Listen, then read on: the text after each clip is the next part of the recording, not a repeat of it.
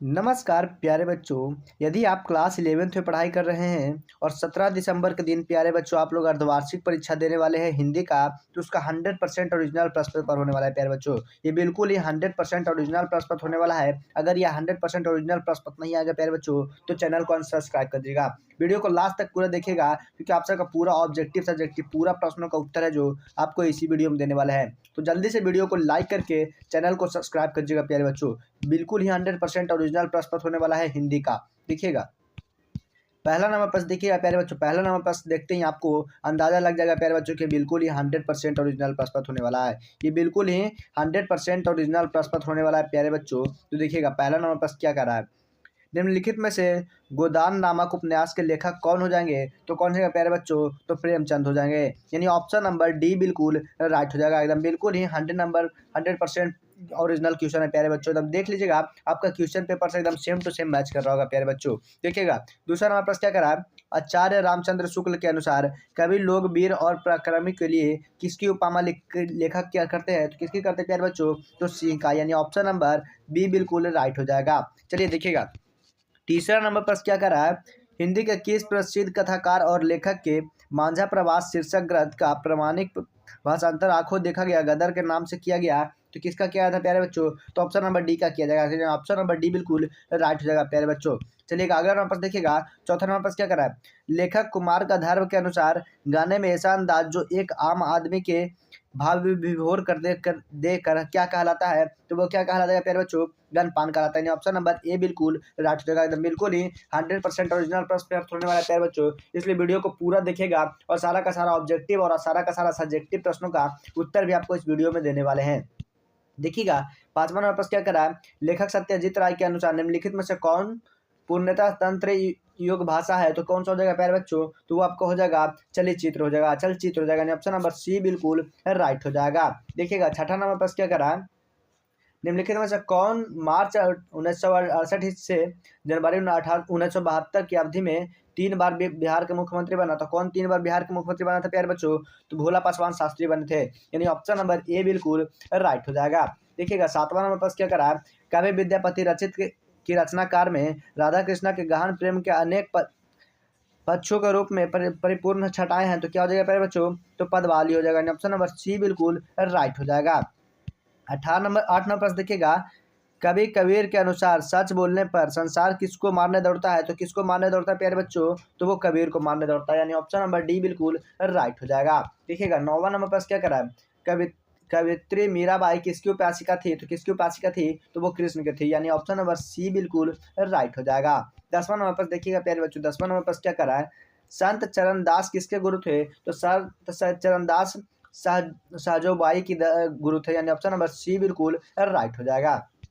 चलिएगा प्यारे बच्चों, 11 नंबर पर देखिएगा, भारत दुर्दशा शीर्षक कविता के वाक्य का किसका सूचक है? तो किसका सूचक हो जाएगा? तो वो आपका हो जाएगा गौतम बुद्ध का सूचक हो जाएगा।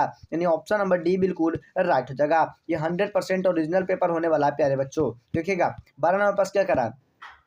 झंकार शीर्षक कविता में कवि ने अपने शरीर को किसके समान में बदला है? तो किसके समान में बदला है? तो तंत्रिका के तार के समान। यानी ऑप्शन नंबर ए बिल्कुल राइट हो जाएगा। चलिए देखिएगा, 13 नंबर प्रश्न क्या करा है। 13 नंबर जो प्रश्न करा कि पागल की डायरी शीर्षक पाठ के लेखक कौन है? तो इनका हो जाएगा लुलूसन हो जाएगा। यानी ऑप्शन नंबर सी बिल्कुल राइट हो जाएगा। 100% ओरिजिनल पेपर होने वाला है प्यारे बच्चों। देखिएगा, 14 नंबर प्रश्न क्या करा है।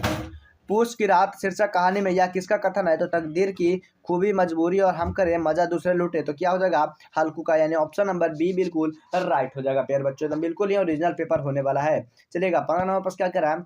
पूस की रात शीर्षक कहानी के कर्तव्य किसके हृदय में अरमान की भांति उछल रहा था? तो किसके में? जबरा के। यानी ऑप्शन नंबर बी बिल्कुल राइट हो जाएगा प्यारे बच्चों। चलिएगा, 16 नंबर पर क्या करा। 16 नंबर जो प्रश्न हो जाएगा, निम्नलिखित में से कौन हिंदी साहित्य के महान आलोचक, इतिहासकार, निबंधकार और लेखक है? तो आचार्य रामचंद्र शुक्ला हो जाएगा। यानी ऑप्शन नंबर ए बिल्कुल राइट हो जाएगा। चलिए देखिए, 17 नंबर पर क्या करा। कविता के परख शीर्षक पाठ के अनुसार किसने कृष्णा को अंग प्रत्यंग का जो वर्णन किया उससे पढ़कर सुनकर और सौंदर्य की भावना में तीन हो जाता है? तो वो मीराबाई। यानी ऑप्शन नंबर बी बिल्कुल राइट हो जाएगा प्यारे बच्चों। 100% रियल प्रश्न पर होने वाला। चलिए देखिएगा, अगला नंबर पर देखिएगा, 18 नंबर पर क्या करा है। आंखों देखा गदर शीर्षक पाठ के अनुसार झांसी की रानी लक्ष्मीबाई के घोड़े का रंग क्या था? तो वो सफेद था। यानी ऑप्शन नंबर सी बिल्कुल राइट हो जाएगा। चलिए देखिएगा, 19 नंबर पर क्या करा है।